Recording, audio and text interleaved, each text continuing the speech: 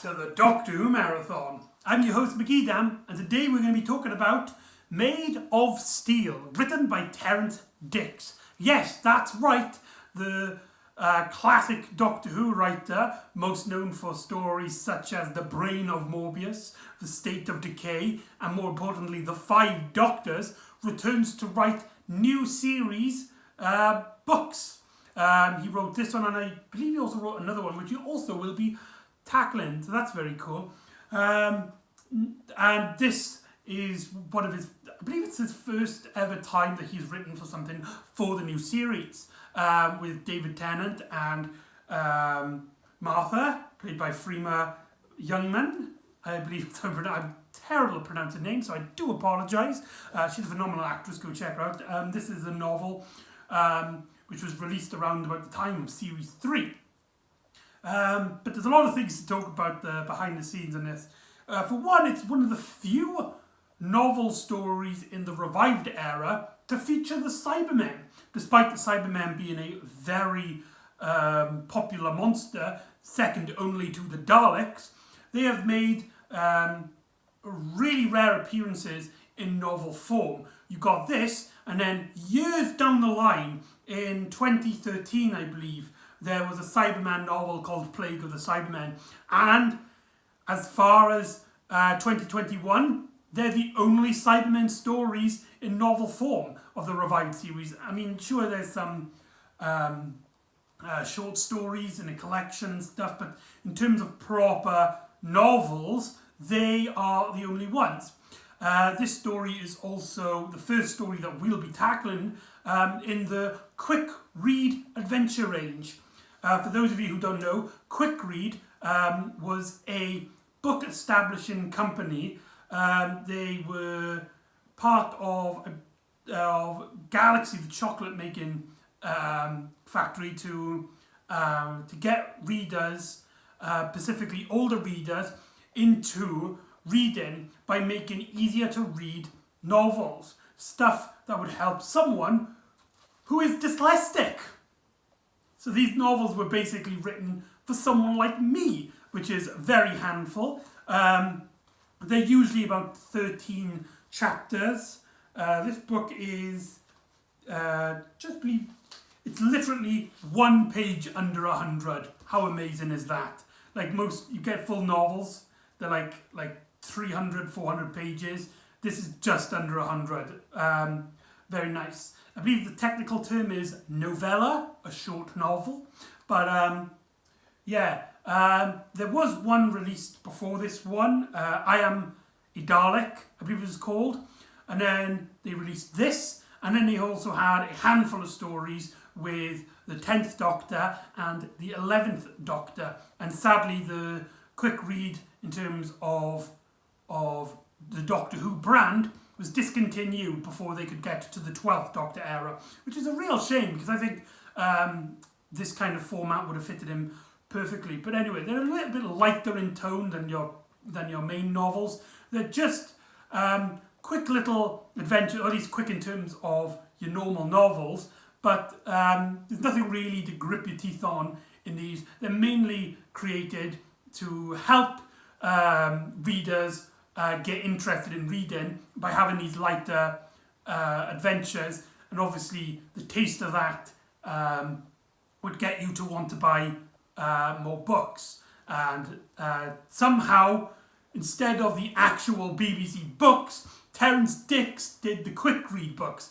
which means that he just earns my appreciation, man. I mean, he had the option of going the one that's like the establishment, or he could basically put himself out there as someone who writes for the weaker readers out there, and he did the quick read one. So in my mind, that just makes him an absolute legend. It's also important to note that Terrance Dicks had wrote a majority of the Target novelizations, which is where he made his big claim to fame when it came to Doctor Who, and made him have the nickname the Stan Lee of Doctor Who, the grandfather of Doctor Who, in a sense. So, very popular name. Now, this is the first novel to feature Martha Jones. which is a very important thing when we're talking about this book specifically, because this book, believe it or not, came out a month before Smith and Jones. This is technically Martha Jones's debut story. I mean, sure, it was released afterhand. It was chronologically, it is after, but it was released before, making it for many viewers their first time getting an interaction with Martha Jones. Now, just to spoil a better thing about this, Martha Jones doesn't really get a lot of personality here. You could have easily changed her name to other characters, with the exception of a part of the storyline which feed through, but she could have easily been replaced with anyone else. Something which I don't blame the novel, because, like I said, this came out before the series came out. So you can't really blame it, because, you know, it was written before anyone could have seen Martha Jones in story in hand. But that's just a very weird notion. Like, they released a book with a companion before the companion's debut story. Very bizarre. Oddly enough, this isn't the first time Terrance Dicks has written a novel which actually spoiled the television series, as his novelisation for his story, The Five Doctors, came out before before The Five Doctors was actually released, technically making that story an adaptation of the novel. Very strange. But anyway, we got the Cybermen, we got Martha, we got Terrance Dicks writing the book, but is it any good? Does it deserve to be picked up, or does it deserve to be forgotten, as it sadly is, because not a lot of people talk about this, even though despite it has Cybermen and Martha, their only canonical appearances together, one of my favourite companions, one of my favourite villains, even though there is the Cybermen from the revived series, but you know, it's still Cybermen. So does this story tackle what I want from it? Well, let's get into the narrative. So the story starts off with a lot of break-ins from the Cybermen, as you see them break into a technical shop. They break into high advanced security. There seems to be only 3 of them that have survived. This story deals with the aftermath of Canary Wharf. As the Doctor would later describe, these Cybermen were actually survivors of the trapping of the Void, and these Cybermen are trying to re-release the Cybermen that were trapped in the Void. Very strange concept. I don't understand why they don't convert people. The mention of conversion is never brought up. The idea of conversion is never brought up. Their entire plan revolves around them rescuing the Cybermen trapped in the Void, trapped within the nothingness. This also makes it the second story to deal with the Canary Wharf after the Torchwood episode Cyberwoman, meaning that if you want to, Army of Ghosts and Doomsday, Cyberwoman and Made in Steel could cast as a trilogy. I mean, I don't know why you would, but you can if you wanted to. We got a cyber leader in this story, and I'll talk a little bit more about the Cybermen in this story. We meet up with the Doctor and Martha in a prehistoric adventure as they are meeting up with dinosaurs. The Doctor's trying to basically train Martha to feed. It's a dinosaur called the Long Neck. You know what I'm on about. Before they get interrupted by a T-Rex, and they vanish into the TARDIS beforehand. Now, I don't know when canonically this story is set. According to the I Spider account, which is what most people consider the official canonical mapping of the series, this story actually comes before the Lazarus Experiment. However, Martha actually states, she does consider going home, and she's like, oh no, I never want to be there because it's not calm. Let's try going to work. And so the Doctor takes Martha to work back on Earth. Now, it's never mentioned. They do mention the one trip that became many, but never does the doctor's like, right, we're back home now, I'll see you later, this is our goodbye then, is it? So that's why I'm talking about this story here, because I don't feel like, in terms of what the story is saying, that it is set during the one trip adventure. In my opinion, this story works a lot better canonically after the Lazarus experiment. So there you go. So the doctor takes Martha back onto the hospital, where we get met up with Rachel, a supporting character in Smith and Jones. Now, this is the thing where continuity is a sort of issue in this story, because she asks Martha what's going on, where she'd been, and that there's these rumours that she's been going around with this guy in a stripy suit, as if she doesn't know who the doctor is, despite in Smith and Jones, Rachel does actually meet the doctor. Sure, it was a very short moment, but she's aware of him, she knows of his existence, so the continuity there doesn't really match up. I don't know what Russell T Davies allowed Terrance Dicks to know about the stories beforehand, but it does get mentioned that the hospital was invaded before by aliens, and that's how the Doctor and Martha met, and Rachel's in it, so I don't understand how this continuity error got in here, but I imagine Terrance Dicks thought that this way was better, and just nobody wanted to tell Terrance Dicks no, because he is like everybody's lovable grandfather when it comes to the behind the scenes of Doctor Who. Nobody's going to say Terrance Dicks that he can't do what he wants to do. So I think this is a great time to talk about the characterization of the Doctor and Martha.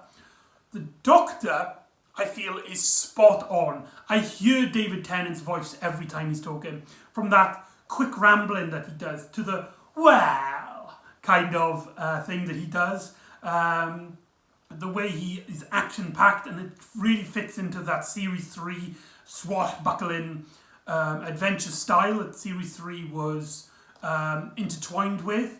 And so I feel like you read the story, you feel David Tennant's presence. You know, you can't picture another Doctor. Surely it's a bit lighter. There's no moments where you think, right, another Doctor couldn't do this, only David Tennant. But the way the wording is, and the just the overall feel of the 10th Doctor's there. So there's that. Though the story doesn't give him a lot of depth to him to do. He's just sort of chasing around the Cybermen and telling everybody that he's basically better than him. There is one scene I felt was out of place for the 10th Doctor, in which a military soldier, which, yes, I'm disappointed it's not a unit, but I'm happy to leave that to the side. One of them bumps the Doctor in the ribs on purpose and mentions to his authorities, you know, oh, it's just an accident. And then the Doctor basically gets his revenge by, like, bumping him in the ribs as well. I felt that was a little out of character for any Doctor, really, apart from really the 6th Doctor. I feel like Colin Baker would have done that easily. But apart from that, the story captures the Doctor very well. Martha, on the other hand, could be replaced with any other character. The dialogue, the way that she is presented in the story is really just the companion. And you could have easily replaced it with Rose, with Grace, with Ace, with Mel, with Perry, with Turlo, Tegan, Nessa, Adric, Leela, Romana, anyone, really anyone. Did I just name all the 80s companions? Yes, I did. I think I did anyway. Sorry, that's just distracting. There is that bit where, you know, she wants to go back to work in the hospital, and that she meets up with Rachel, and she's trying to avoid the awkward questions about what happened last time, something which obviously is personal to Martha's story. But the way she talks and the rest of the story, It is a shame how one of my favourite writers, writing for my favourite companions, the first thing he does with her is put her to the sideline as she gets captured by the Cybermen quite quickly in the adventure, and the majority of the plot then is about the Doctor learning this, coming up with plans, trying to rescue her, and all that jibber jabber. So if you're into this story to try and get into Martha, not a great place to start. However, like I said before, this story was for some odd reason written before and was released prior to Smith and Jones. So Terence Dicks, I believe, behind the scenes couldn't get a great feeling for Martha, and so he was forced essentially to write for this, because any companion in any situation similar to this would act in this way. Even future companions like Donna, Amy Pond, Clara, Rory, Bill, Yaz, Ryan, Graham, Dan, anybody would have acted like Martha did in this story. You know, she tries to defend the Doctor. She won't give up his location. She thinks about escaping, but realises it might be a bit too dangerous. And that's all really Martha is in this story, and it's a really shame, it's a really disappointing, as the Doctor gets teams up with the military. Captain Sheridan, which I've clearly mispronounced, because that is just a stupid name if that is really the case. That's how I read it, though I know, you know, as someone who is dyslexic, but you didn't know I was dyslexic. Did you know I was dyslexic? By the way, I'm a dyslexic. It means I have trouble with the readings. She is basically the Brigadier wannabe in this story, the one who wants to act tough and stuff. It's like, right, we will tack down the Cybermen. We are humans, they are no match for us. As the Doctor's constantly, it's like, stunt. I have a plan. If you just go in there, head blazing, about the Cybermen, then you're going to get your men killed. The Doctor learns that Cybermen are involved after looking up conspiracy theories on some website. It's never mentioned what website it is. However, I believe it's implied that it's supposed to be Clive's website from the episode Rose. I don't know if that's supposed to be the case, because, you know, Clive's dead, but the Doctor does mention, you know, he's aware of conspiracy sites. Or maybe it's actually Linda. Oh my god, what if Linda is actually like a important element in this story? In which they, you know, they come up with a theory that it's Cybermen, and the Doctor wish it wasn't true, but yes, everything points to the fact that the Cybermen are back, at least a handful of Cybermen. Again, it's really strange how the Doctor doesn't go, right, there's a handful of them, they're going to start converting people, they're going to start transforming people into Cybermen, rebuilding their armies. No, just as rightly predicted, the Doctor goes, they're trying to open the void, which is a really strange concept for the Cybermen, especially like what the Cybermen are supposed to be. They even mentioned the whole "we will survive" quote. We'll get onto the Cybermen in a bit now. And so the Doctor then gets teamed up with the military, who learned that during the Battle of Canary Wharf, the Doctor was a massive influence in the victory of defeating the Cybermen and the Daleks during that massive event. And so they basically hire the Doctor, first arresting him in public, and then taking him as an ally into the crew. And it's here where the Doctor meets Major Burton, who is essentially the Brigadier of this story. He is tough-headed. He does, like, right, we've got all these awesome weapons, we can take down the Cybermen, but he's not stupid. He will listen to the Doctor's advice. He will tell his men to stand back. He will listen to the Doctor if the Doctor grabs it necessary, which makes him a nice contrast to Captain Sheridan. And despite them being like a very small part in the story and really only there so that the Doctor doesn't automatically go to the Cybermen and, you know, delaying the plot a bit further.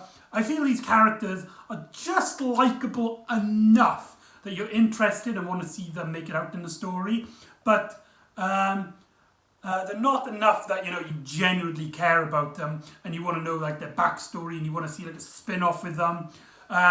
Their roles are clearly, we are minor characters in this one story, and they play off in a way where they are just minor characters in this one story. Good minor characters in this one story, but minor characters in this one story. How many times can I say minor characters in this one story? I don't know. How many minor characters are in this one story? Okay, I'll stop that now. And so, you know, there's that build-up, and the story then revolves basically around Doctor coming up with a plan and the Cybermen trying to find a way to track down the Doctor as they've stolen some equipment from Torchwood Tower, aka Canary Wharf, and have developed teleportation abilities so they can teleport, but there's only a short range and it has weak power. When the teleportation energy drops, the teleportation sends them back to their base of operations. Now this story features 3 Cybermen, and this is a very interesting concept. Not really in terms of the narrative, but the fact that Terrance Dicks is writing the Cybermen. Why is that interesting? Well, you see, during the makings of the 5 Doctors, Terrance Dicks was very vocal by the fact that he was not a fan of the Cybermen. In fact, he would only allow the Cybermen to be in his 5 Doctor anniversary special if only he was allowed to kill them in brutal ways. That's how much he cares about the Cybermen. So it's very strange and odd how he was given an entire novel, one of the few novels the Cybermen would appear in during the revived era, and he was allowed to write this. And you do get the impression that either A, he had not seen the revived versions of the Cybermen, or B, he just didn't find them that interesting. Sure, they use some of the catchphrases, mainly, you know, they say delete, and you know, that's like the whole new Cyberman thing. But these Cybermen are a lot more entwined with the classic series Cybermen. They seem to be bickering with one another. Martha points out it seems to be there's some sort of rivalry for the leadership of the Cyber Leader, between the Cyber Leader and the second in command Cyberman. I can't remember if it's the Cyber Engineer, but it's definitely one of the other two. As Martha points out, it's like she notices it's like there seems to be some sort of jealousy there. The Cyber Leader notices his failure and it's like, you will be deleted. And then the other Cyberman's like, if you reduce our numbers now, you will just weaken our forces, and that would make you more unfit as Cyber Leader to even consider that choice, which is very strange here in this, imagining this from a revived series era Cyberman. In my head, I can't picture the revived series in this, despite them being on the cover, the way they talk, despite the exception of, you know, the delete. They're a lot more entwined with the 80s Cybermen. Even the Cyber Leader even says, excellent. Yes, they say excellent. At least the Cyber Leader does. Yeah, and I feel like Terrance Dicks, like my own criticisms, at least I like to think so anyway, maybe he just never cared for the Cybermen anyway and just wrote them how he had written them back in the, how he was told to write them back in the 80s, who knows. But anyway, I do get the feeling that Terrance Dicks, like my criticisms with the revived series Cybermen, is that when you take away the whole body horror of them, there's not that interesting villains. They are basically robots, and you can't really get much of interesting dialogue between a character talking to a lifeless robot, and so Terence Tricks tries to put a little bit of life into them, and yeah, it's nice that he acknowledges that kind of criticism and does try to give the Cybermen a little bit more life, a little bit more like the classic series. However, I feel like that is only one step on making them one of the steps that that hinders them during the revived series. You see, yes, giving them personality, or at least just a little bit enough so that you can understand that these are supposed to be human creatures trapped within these metal casings, that does elevate them to being interesting characters. But to make them actually interesting characters, you've got to push the idea further. You've got to have scenes of like in Earthshock, where the Doctor and the Cybermen are debating about emotions and how emotions are a weakness and a curse, and the Cybermen finds a way of implementing a reasoning or you know, at least justifying his thought process. But we never get that here. The Cybermen just talk a little bit out of character, and that's really about it. In that sense, they're a little bit more like the Cybermen in Silver Nemesis. So there's that. Not a great comparison, yes, I know, because, you know, Silver Nemesis was a very unpopular story. But yeah, the Cybermen here are essentially just another group of monsters for the Doctor to defeat. There's no emotional attachment, apart from the fact, you know, they're held in Martha as a prisoner. There's no interest in dialogue with them. There's no interest in debate to be said about them. There's no message for them to virtue in this story. They're just sort of your average stompy villains, and the Doctor must defeat them. And I'm also not keen on, like, the Doctor takes a lot of them out a bit too easy and is a bit too glad about it. We get one scene in which the Doctor does hesitate to shoot a rocket launcher at them, because he thinks to himself, this used to be a human person, this used to be a real thinking person, but now it's now they're technically dead already, converted into a Cyberman. And that's it. Like, we don't deal with any concepts that make the Cybermen interesting here. They are just stompy villains. But, saying that, taking that to a complete side, because, you know, I'm a huge Cyberman fanboy, and this is one of the first stories that really gives the Cybermen a massive miss in the revived series. Taking that completely to the side, just imagine for a moment that this story just features any generic monster or any generic army, maybe even completely new to this novel. Does it hold up? It's okay. It's a bit on the average side. The Cybermen start reviving, a handful of them. They released their entire army. I believe there was 6, with 2 of them being left at the base. No wait, there were 5, with the Cyber leader being summoned back into track down the Doctor. Well, he calls up Martha and gives out his location. We later learn that was actually his plan. He planned the Cybermen to find the Doctor.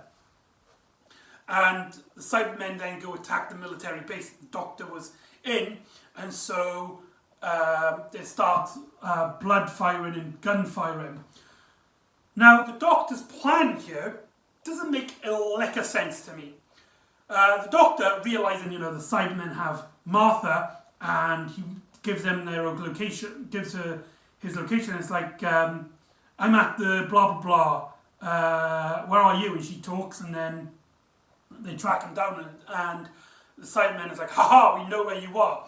So they come down and capture and try to capture the Doctor, whilst a bunch of soldiers start firing away to no avail. Many soldiers die, and the scene really ends with the Cyber leader it's like, Doctor, you will come and help us, and then fading away back into the base. leaving 100 people dying, with the only real bit of information learned now is that, the Cybermen know where the Doctor is. The Doctor describes this plan as they were going to try and find him anyway. How many more people would die just so the Cybermen will get the information they need? I don't buy that for a second. That plan is so stupid. Okay, maybe, he calls them up and is like, right, you can have me. The Cybermen come and he instantly surrenders, sparing everyone's life. We would then get basically the same scene, only, less people dead. Like, what was the Doctor's end game here? Like, he didn't learn anything by revealing himself to the Cybermen. He's just given away his position. Like, it's a great, don't get me wrong, Terence Dick's written a great action scene here.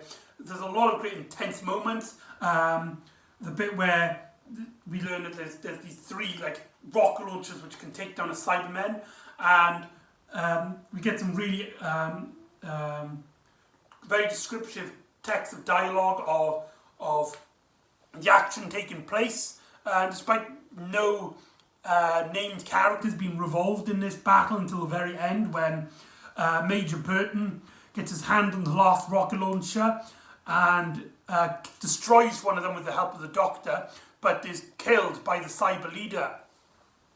But like, what was the Doctor's endgame here? He didn't learn anything. Martha tries to tell him that where the Cybermen base is, because she worked out by looking around and realising that it's all familiar, that the Cybermen have based themselves at the Millennium Dome, which is a very strange but a very cool image, Cybermen hiding underneath the Millennium Dome. Very interesting setting for them. But like, what was the Doctor's endgame? I'm sorry I'm baggling on about this point, but like, it's so out of character that the Doctor would just let people die just so he can get such a little information, which actually doesn't really play into part later on. Well, it does, but not in a way that, the story could have revolved around it, rather than, having this plot. So Martha gets interrupted. She says, she attempts to say dome, but gets interrupted beforehand. The Doctor works out by Do, and the only thing close to Canary Wharf being the Millennium Dome. And so he asks the military to get his TARDIS, to which he does, and he then dematerializes in the Millennium Dome, where he learns of the Cybermen's base, and they basically right, you are going to obey or we're going to kill Martha. And the Doctor is like, okay, I guess I have to obey, otherwise he's going to kill Martha. Now Martha is shocked by this, not only because, the Cybermen, you can't give the Cybermen what they want, but earlier on in the story, Martha was told by the Doctor there was no way that the void could be open. There is no way, not even to him. There's no chance, and even the Doctor even mentions to Captain Sheridan that the gates of the void are completely shut. And all of a sudden now he's like, not only saying that they are, but it could be open, and clearly he's got some sort of plan. So he opens up a vortex, but it turns out not to the void, but actually to the last space-time coordinates the TARDIS has land, tying it back into the opening scene of the prehistoric jungle, in which a Tyrannosaurus Rex head starts eating up and destroying Cybermen and sending them back to prehistoric times. Now, this has to be mentioned, because this cannot be a coincidence. We have a story dealing with surviving Cybermen from the Battle of Canary Wharf, and it ends with the Cybermen being attacked by dinosaurs. That's the same thing that happens in Cyberwoman. Was it just a massive coincidence? Was Terence Dicks a huge fan of that episode and started to write a story similar to it, but with Doctor Who instead? Were they both working off the same premise that got split somehow between spin-off episode and book. Like, that can't be a coincidence. That can't be a coincidence that 2 stories in a row deal with the same premise, end with dinosaurs eating Cybermen. It's such a weird image, such a weird concept. It didn't work in the Cyberwoman. It didn't work. It doesn't really work here, though it does have a great, like, cheesy ending. But again, the Cybermen, the fact that these are Cybermen, they should not be taken down by dinosaurs. It's so silly that it can't be taken seriously. And that's really where the story ends. The Doctor gets reunited with Captain Sheridan. She says, like, right, you were a massive ally. My superiors wants to take you in, like, basically wants you to work for us. The Doctor's like, you're just going to let me go because, you know, you don't want any, like, more, like, rivalry. She's like, yeah, okay, and so the Doctor and Martha leave. The scene ends with Martha is like, I don't know where to go next, somewhere nice and quiet, and the Doctor's like, I know exactly where to go, which might be into the lead into the Lazarus experiment, which I was mentioning back earlier on in the video, in which you're like, no place like home, you know, somewhere safe and tidy, that's where the Doctor's going to take her. I don't know. I mean, it could really just be anywhere. I mean, this is the Doctor. This is obviously one of those teasers. Like, come on, Martha, let's go and explore again, kind of thing. So there you go. That's made of Steel. Overall, in some ways, it's a massive disappointment. From one of the best writers of the series, writing for the best companion, writing for one of the best monsters, at least a version of one of my favourite monsters, it doesn't live up to the hype, and at least the hype in my head, and doesn't live up to the concepts that it is promising on. However, for a fun little adventure, a story which is easily supposed to be made as light entertainment to get audience members who aren't interested in reading and get them into reading, it does its job fine.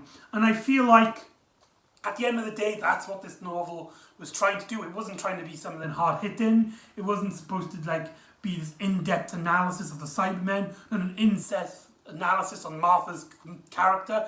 No political messaging, just some light entertainment. And I think if you want some light entertainment, check it out. But if you're looking for something gritty, something to get your teeth in, I think give this story a miss, which is a bit of a shame. But yeah, anyway, that's Made of Steel.